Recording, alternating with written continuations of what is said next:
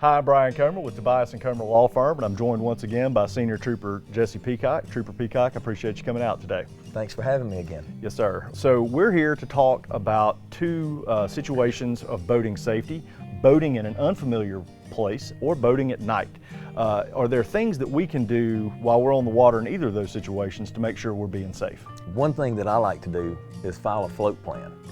Anytime, especially when you're operating at night or an unfamiliar area, is send a responsible party a text, letting them know where you're at, where you're launching from, how many people's with you, and when you're planning on returning.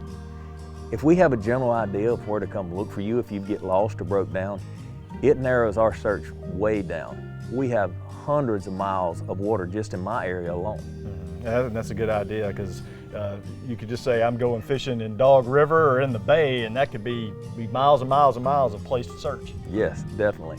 And something else, when you're operating at night, be mindful, slow down. There's objects in the water, floating objects that come and go, logs floating down river, wind up in the bay, or you can't see them until the last minute. Sure, and that's a very good point. You always want to make sure that you're driving at a safe speed based on the conditions, and that's especially true at night.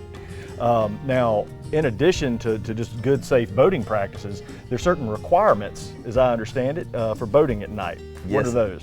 So you have to have operational nav lights. You have to have a red and green side light or bow light and a white all-around light on the back.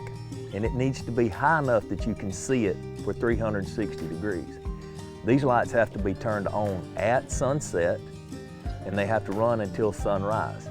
Even in that daylight, twilight time after sunset, those lights are required to be on. And that's a very good point. I think some people maybe have a misunderstanding. Well, the sun's gone down, but I can still see. Right. Got to have your lights on at that point.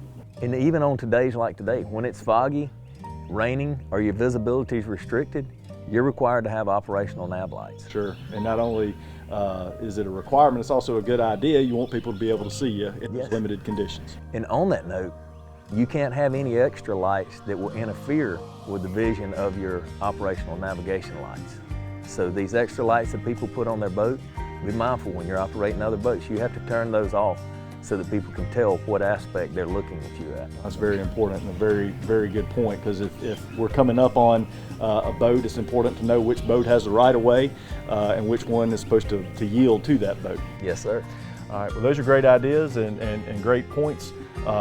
File a float plan, let somebody know where you're going. When you're going out at night or in unfamiliar territory, slow down and make sure you got your lights working. That's a good point. Absolutely. Thanks so much for coming, Senior Trooper Peacock. Appreciate it as always. Yes, sir.